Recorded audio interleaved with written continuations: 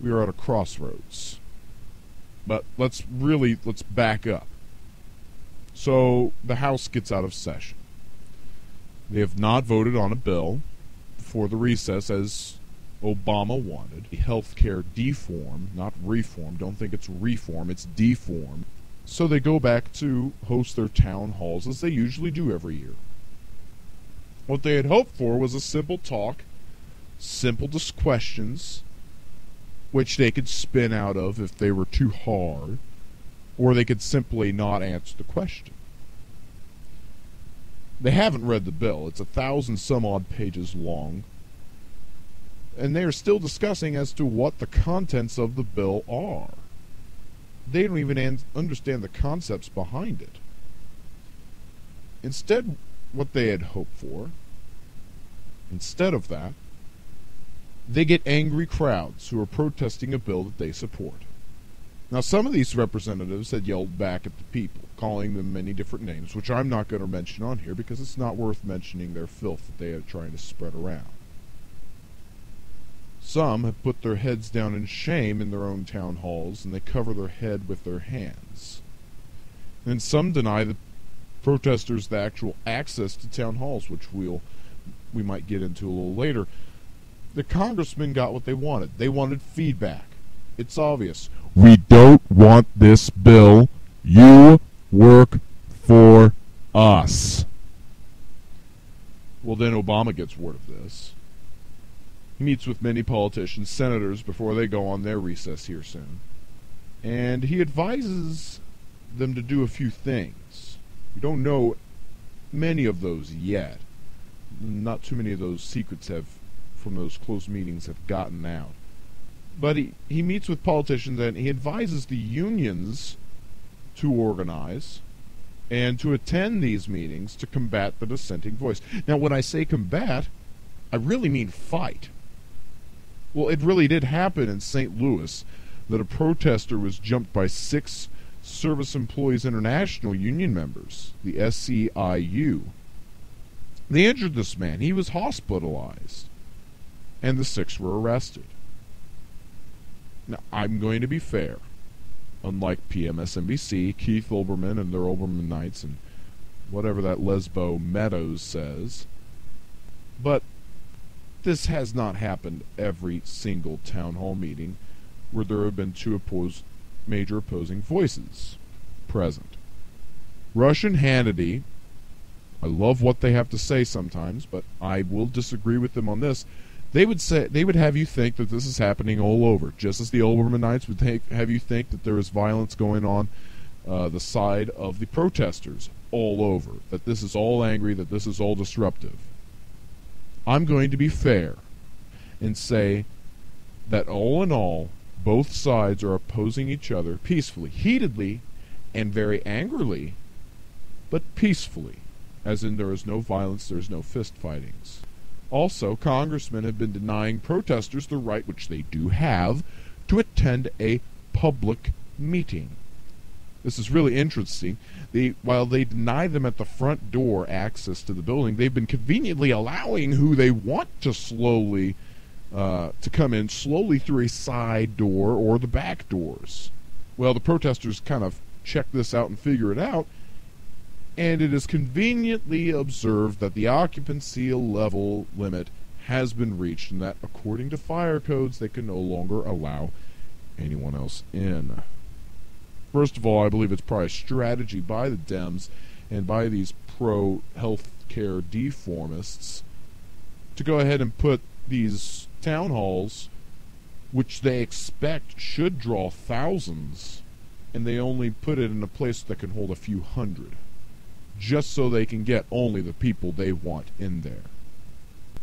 So by and large, the congressmen are effectively filtering the voices they want to hear. The people who already support the bill, the people who want the bill to go through, the people who are sheeple and will just follow the person conducting the town hall. Comrade Baron Hill in the 9th District of Indiana has heard of these town hall meetings and has announced in the Republic, which is the Columbus, Indiana paper, that he will not organize a town hall for a while. In my opinion, probably never. Instead, he would rather hear in private meetings from people who are in healthcare and obviously other liberal organizations. He is literally scared to hold a town hall. Now, for his defense, he has received many threats against his person. I do not condone these threats. That is not the way to protest. Threaten to vote him out. Let your voice be heard, but do not harm anybody in doing this. But he's literally scared to show his face to the public because it's a public that disagrees with him. By and large, is my district. That's why Obama has sent out his goons. They're afraid of us. Some of you may remember what Thomas Jefferson said. When the people fear the government, there is tyranny. When the government fears the people, there is liberty. This is starting to get very interesting, people. The government seems to is starting to now fear us as people, which they should, because we're their boss. We're the people who actually hold the power. The Constitution says we the people of the United States of America in order to form a more perfect union, and you know the rest. We hold that power. We hold the truths to be self-evident. We are the people who vote one person into power in a seat so that they may wisely govern us and safeguard our liberties. That's what this government was built for. Now, with all this being said, let's go to what I was originally saying. We are at a crossroads. This issue is so divided. By most polls, it's almost 50-50. Now, if you remember the Congress before Lincoln came into presidency, this is the Congress before the war, the Civil War. The Congress and the states pretty much were split 50-50 on key states' rights issues. Not just slavery. Concessions were made, but each wanted the other to concede the core of their beliefs to the other side. Well, when this happens, obviously no one's going to budge, and they didn't. Then we had this secession. Well, then there was a president in the North which declared war on this new country in the South. Civil war broke out. I hope it does not come to this, that Texas, Nebraska, and all these other places say, we're fed up, we're done, goodbye. I hope it doesn't come to this. But I fear that there is going to be a war. I hope it doesn't come to this, but I'm seeing it more and more. We have a president who refuses to back up his claim for eligibility. We have a president, ladies and gentlemen. Do you realize we have a president who might not be eligible to be president because he's not a natural-born citizen? We have a Congress which is moving at light speeds in the name of liberty and health care and economic recovery.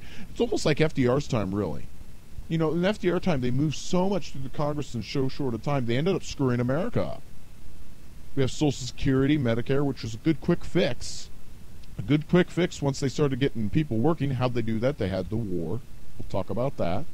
Had it not been for World War II and our involvement, we would be a lot worse off now because we wouldn't have made all those weapons. We wouldn't have put all the people to work, put all the soldiers in there, and then we wouldn't have had the tax money being brought in, the income tax money and the Social Security being put in there in funds. And now we're funding our senior citizens who have lost all their money. We're funding people who's lost money. We're funding people who don't have access to health care, through Medicare. That's a good quick fix, right when you need it. But in the long run, it screwed America up. Had he just kept with World War II, sure, we would have had maybe just a tad bit worse than the Depression, but it would have came right out of it because we would have been working. It would have jolted the economy better than anything. But his New Deal didn't really work. The Great Society has failed, ladies and gentlemen. Have you figured that out? Yet they still want to continue these socialist agendas. These protests are a part of the job for these representatives. That's what they got elected to do, to listen to us, to act for us. If they want to call their constituents mobs and disruptive, angry old men, when all they really want to do is make the government listen to them for a little while, not have one of your aides read a letter that'll probably never get to your eyes, not having one of your aides answering emails that you've never read, or taking phone calls that you're never going to even hear ever occurred. Listening face to face, in person, live words, real time. That's what this movement is wanting. That's what these town halls are supposed to be for. They want to be listened to for a little while. And really, these so-called representatives, they're declaring war on their own voters. Strategically a stupid idea, because it's war they cannot win. Voters are the people who get you in office. It's a war they will not win. That's it, ladies and gentlemen. Tune in later. I will have more in a few weeks.